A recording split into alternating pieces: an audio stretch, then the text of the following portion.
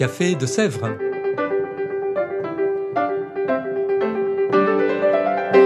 Au Café de Sèvres, on discute philosophie et théologie.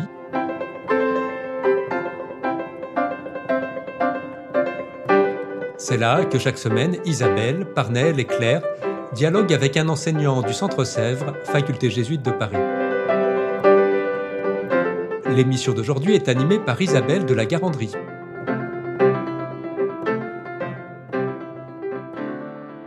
Chères auditrices, chers auditeurs, bonjour, bienvenue dans ce nouvel épisode du Café de Sèvres. Nous recevons aujourd'hui Paolo Monzani. Paolo, bonjour. Bonjour Isabelle. Paolo, vous êtes prêtre du diocèse de Modène, en Italie. Vous venez de déposer une thèse, ici même, que vous soutiendrez en mars 2024, sur l'inspiration des Écritures. Et en parallèle, vous commencez à enseigner au Centre Sèvres. Vous enseignez notamment ce semestre la thématique qui nous intéresse pour ce podcast et qui est liée à votre thèse, un séminaire qui est intitulé « Est-ce Dieu qui parle ? L'inspiration dans le Nouveau Testament ». Alors c'est un thème un peu surprenant peut-être de prime abord, puisqu'il est vrai que la Bible a un statut particulier. Elle est considérée certes comme parole de Dieu pour les croyants, mais c'est aussi un des grands textes fondateurs de notre civilisation, on ne va pas se mentir. Et elle est constituée, on le sait, grâce à la recherche, à des époques différentes. Elle n'est pas venue tout d'un coup. Alors comment tenir tout ça ensemble, finalement ? Est-ce qu'on peut vraiment parler de parole de Dieu, malgré la recherche historique, ou est-ce seulement de la foi, voire de la crédulité, peut-être ? Oui, tout à fait. C'est une très belle question pour commencer à entrer dans notre thématique. Parce que, en fait, la Bible a vraiment un double statut d'un point de vue de la foi et d'un point de vue de l'histoire de la culture. Et je pense que là, il y a vraiment un enjeu. Est-ce qu'on peut considérer le même texte avec deux perspectives différentes et comment peut-on les croiser ? Et alors, je dirais que cette question est vraiment intéressante dans notre contexte d'aujourd'hui. Peut-être ce n'était pas la question qu'on s'est posée il y a quelques siècles, quand tout le monde, au moins en Europe, considérait la Bible sans se poser trop de problèmes, comme une parole venant de Dieu, une parole inspirée. Puis on peut revenir parce que quand même, il y a de petites nuances sur la terminologie. Et en revanche, c'est vraiment à partir du XVIIIe siècle, mais encore plus au XIXe, XXe siècle, qu'on s'est posé cette question des origines de la Bible. Et maintenant, il est tout à fait possible de lire ce document ancien comme un témoignage d'une époque, d'une culture différente par rapport à la nôtre, ou pour certains, simplement comme des reliques du passé qui peuvent être intéressants pour l'histoire de la culture, mais qui n'ont pas trop d'enjeu pour la vie personnelle des personnes. Une curiosité, quoi. Une curiosité, tout à fait. Et c'est pas seulement au niveau de la compréhension normale des gens, mais aussi au niveau universitaire. Parce que ici au Centre Sèvres, normalement, on s'approche de la Bible comme le texte de référence pour notre foi. C'est la base à partir de laquelle il faudrait faire de la théologie. Et en revanche, dans d'autres universités d'État, notamment aux États-Unis par exemple, on peut étudier la Bible comme ce document ancien dans un département d'histoire des religions, un département d'études du Proche-Orient ancien, ce qui est tout à fait légitime. Et je trouve qu'il y a là quelque chose d'intéressant pour les croyants aussi, parce qu'on découvre d'une manière plus profonde que ces textes que nous croyons venir de Dieu est en fait un texte qui a été exprimé, qui s'est exprimé avec des paroles humaines, tout à fait, qui sont situées dans un contexte historique au moment où ils ont été écrites, qui sont lues dans un contexte historique précis, qui est le nôtre, qui est celui du passé. Et donc cela nous demande de faire une opération herméneutique importante. Et aussi, je termine, une opération théologique. C'est-à-dire, ce n'est pas simplement d'interpréter un texte du passé, mais se dire comment un texte du passé, écrit par des êtres humains, des hommes, peut-être des femmes, qui sait, et à la manière des hommes, comment dans ce texte on peut détecter quelque chose qui vient de Dieu. Vaste question. Je ne sais pas si un séminaire suffit à la traiter. Ah non, je pense que non. En tout cas, on parle effectivement aussi pour la Bible d'une parole inspirée. Alors, en quel sens comprendre ce mot d'inspiration dans la Bible et puis justement en sa diversité? Est-ce que cette inspiration, c'est la même dans la partie du Premier Testament ou dans celle du Deuxième Testament? C'est une très belle question. Et en fait, là, vraiment, on entre dans la question en se disant, en s'interrogeant sur la terminologie d'abord. Parce que, est-ce qu'il faut dire que l'écriture est inspirée? Donc, les textes, les paroles que nous lisons sont inspirées de Dieu? Ou bien faut-il dire que les auteurs bibliques qui ont écrit ces textes étaient inspirés autrefois? Ou bien faut-il dire que nous, les lecteurs aujourd'hui, nous sommes inspirés dans notre lecture ou que les Écritures sont inspirantes? On trouve une inspiration là-dedans. Est-ce que dire que la Bible est inspirée, c'est la même chose que dire la Bible est la parole de Dieu ou une parole de Dieu? Et donc là, je ne fais autre chose que rendre encore plus complexe la question pour ne pas répondre, évidemment. Mais il faut dire tout simplement qu'il y a plusieurs modèles pour envisager l'inspiration. Donc, si classiquement on pense l'inspiration, c'est quelqu'un qui reçoit une révélation, une impulsion à écrire de la part de Dieu, et on pense surtout au modèle du prophète. Un prophète comme Isaïe a une vision, une révélation de la part de Dieu. On lui dit, il faut écrire tout cela, annoncer ce message au peuple d'Israël. Ou par exemple, Jean de Patmos dans l'Apocalypse, il a cette vision magnifique au début, et il reçoit vraiment l'ordre de mettre par écrit ce qu'il a entendu. Donc, c'est le modèle un peu classique pour entendre ce mot d'inspiration.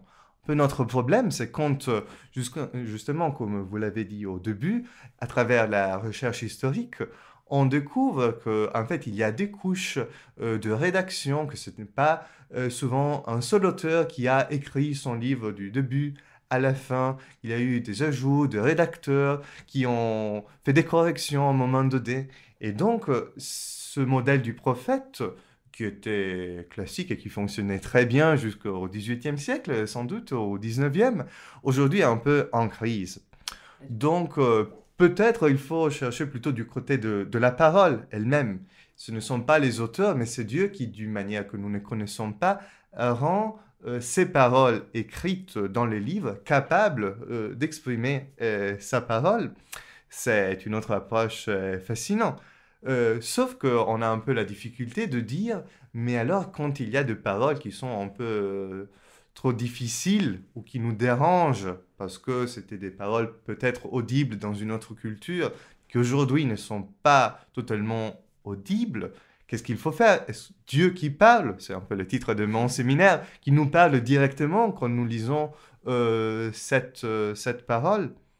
Et aussi, autre complication, est-ce qu'il faut vraiment identifier la parole de Dieu à la parole écrite? Parce que nous savons, la parole de Dieu est quelque chose qui va au-delà de toute possibilité d'expression à travers des paroles humaines. Et pour les chrétiens, la parole de Dieu, par excellence, c'est Jésus le Christ, Jésus de Nazareth, reconnu comme le Christ, comme Messie.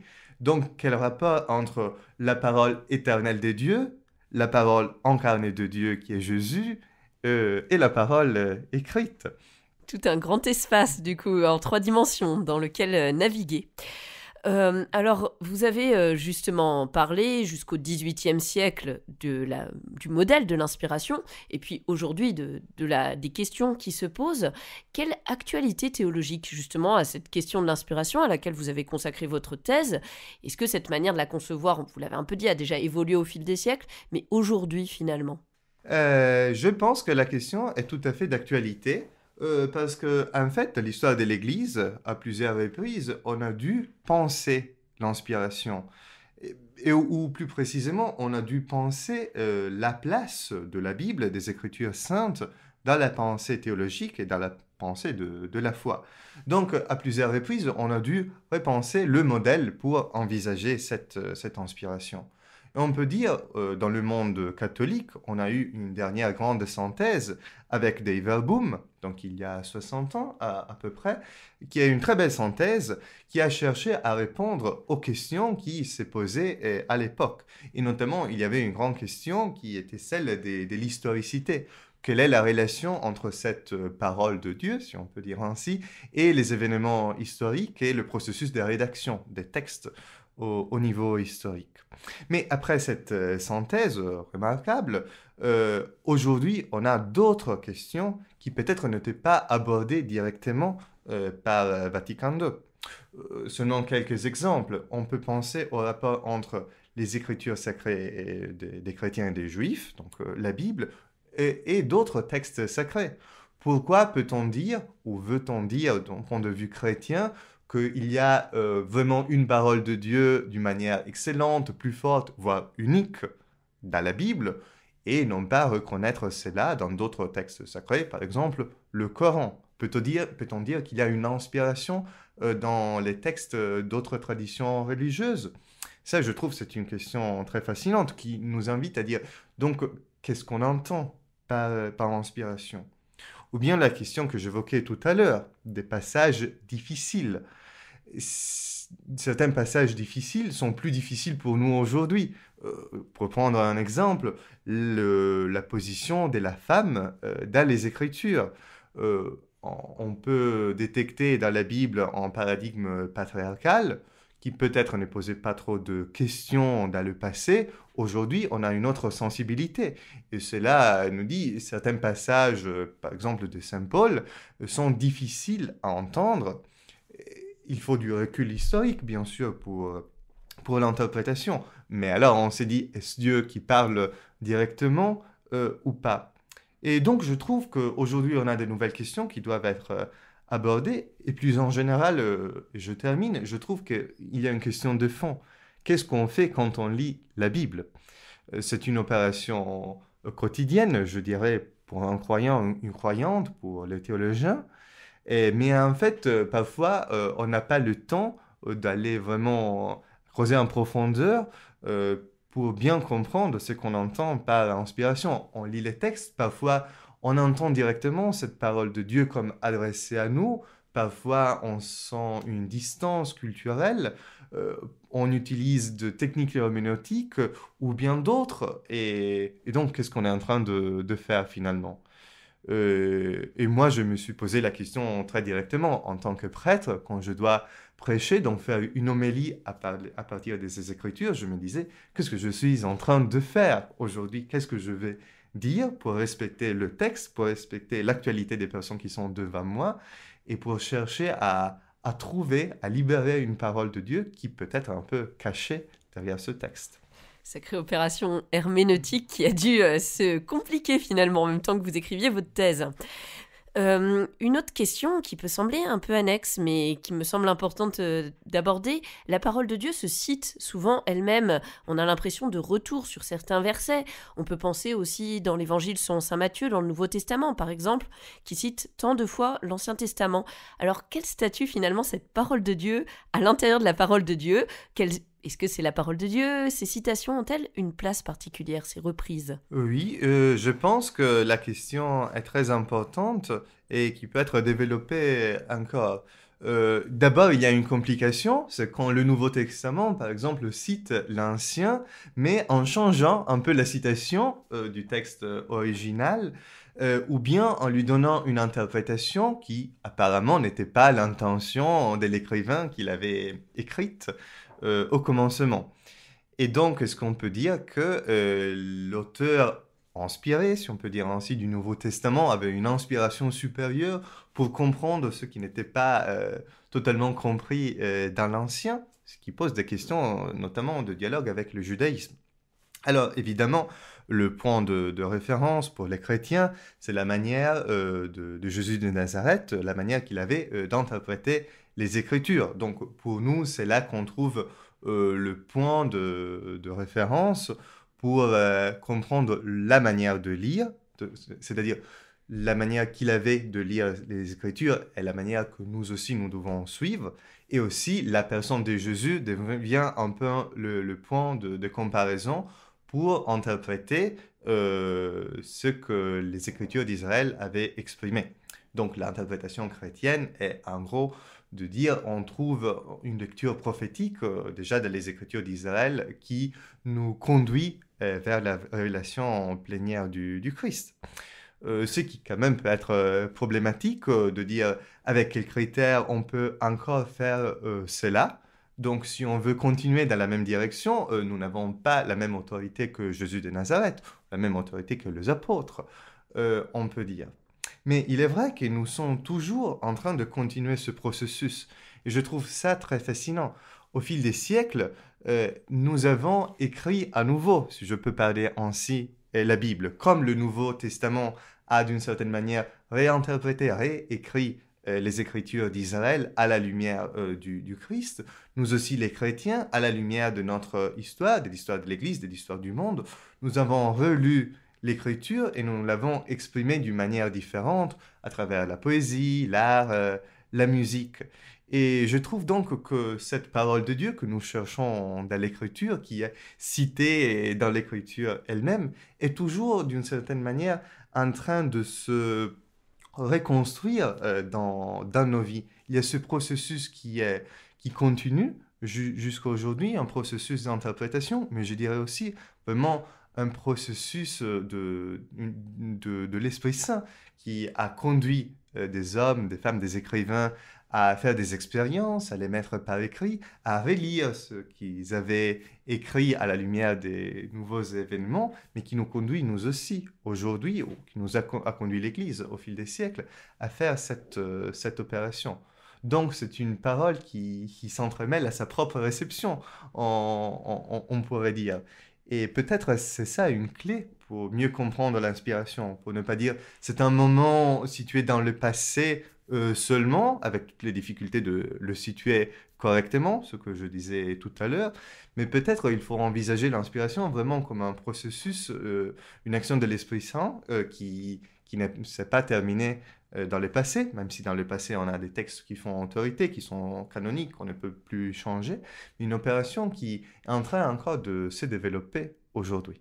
C'est très enthousiasmant d'imaginer tout ça comme un vaste espace qui continue de se déployer finalement. J'aimerais revenir un petit peu quand même sur un point bloquant ou gênant que vous mentionniez, c'est les problèmes qui se posent à nous pour aujourd'hui avec notamment les différences culturelles. Et puis vous venez en même temps de rappeler qu'il y avait un texte qui était canonique en même temps. Alors est-ce qu'il faut changer peut-être le canon de l'Église ? Ou sinon comment articuler quand même ces différences culturelles pour aujourd'hui dans notre vie de croyant ou de théologien pour aujourd'hui ? Alors, je dirais que changer les canons, c'est une opération un peu extrême, et donc je voudrais bien résister, au moins d'un point de vue officiel, parce que ça a été un long processus pour arriver à la définition de ces canons. Et pour autant, il est vrai que dans la pratique, nous sommes en train de créer d'autres canons, si je peux parler ainsi, c'est-à-dire chaque personne a son canon personnel des Écritures, les textes qu'il ou elle lit normalement, qui sont un peu la référence de sa vie.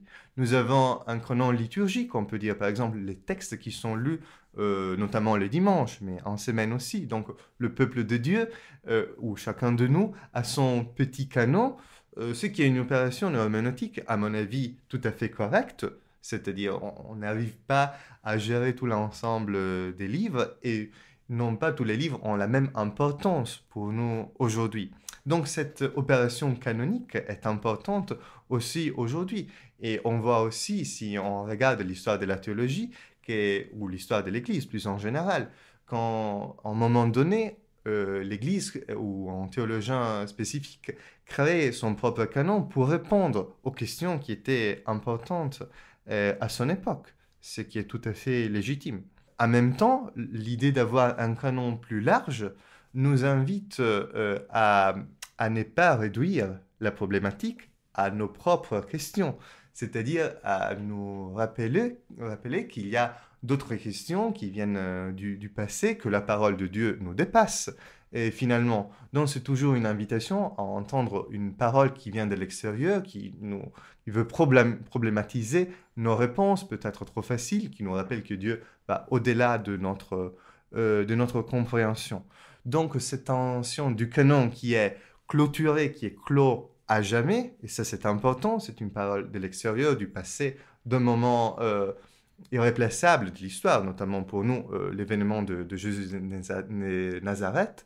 mais en même temps, la nécessité d'ouvrir ces canons dans une relecture au fur et à mesure selon les problématiques que nous avons. D'où l'importance d'un dialogue avec la culture, je dirais, aussi avec les textes canoniques d'autres religions. Je trouve qu'il y a là quelque chose de fascinant quand même. Est-ce que Dieu a été capable, sans doute il est capable, il a voulu se révéler aussi à travers d'autres traditions religieuses. Est-ce que nous, comme chrétiens, on peut nous mettre à l'écoute de ces traditions en détectant une parole de Dieu, en même temps en sauvegardant l'unicité pour nous de la révélation biblique et accomplie en Jésus de Nazareth. Un dialogue à continuer de mener finalement. Nous approchons de la fin du podcast, alors avez-vous peut-être un mot de la fin pour nos auditrices et auditeurs ? Ah bon, je ne peux qu'inviter tout le monde à réfléchir encore sur cette thématique que personnellement je trouve très fascinante. J'ai dédié 3 ans de ma vie à cela. Mais je crois que c'est simplement la question que chacun ou chacune peut se poser quand il ou elle ouvre sa Bible, soit quand on va à l'église et on entend cette proclamation à la fin de l'évangile, acclamons la parole de Dieu. Qu'est-ce que cela veut dire pour nous? Et je trouve que cela nous invite à la fois à une réflexion culturelle, aussi on peut dire d'interprétation, de bien chercher à comprendre ce que les auteurs bibliques voulaient dire, ce que l'histoire de la tradition nous livre à travers l'interprétation de ces livres, et en même temps ce que ce livre peut nous dire d'une manière existentielle aujourd'hui. Quelle parole de Dieu est en train de se libérer pour moi aujourd'hui. Donc, prendre l'attention entre ces deux pôles, une parole qui vient du passé et le présent de foi que Jésus est en train de vivre, et là, chercher une articulation. Je trouve que, en gros, c'est finalement ça la problématique de l'inspiration. Problématique académique, mais aussi une problématique très quotidienne pour chacun ou chacune de nous. Merci beaucoup, Paolo. Quant à nous, chères auditrices, chers auditeurs, je vous dis à bientôt pour un nouvel épisode du Café de Sèvres. Au revoir.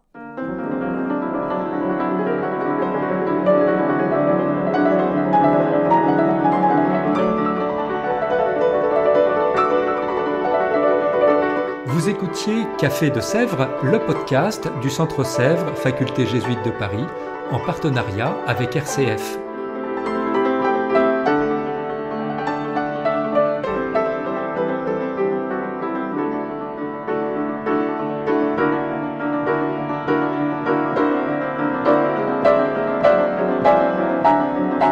Pour ne rater aucun épisode, abonnez-vous sur votre application préférée.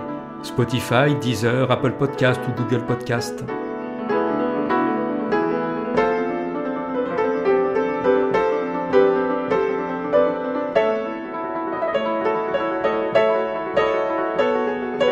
Et sur notre site internet www.centresèvres.com, découvrez l'ensemble de nos cours et conférences en philosophie et théologie.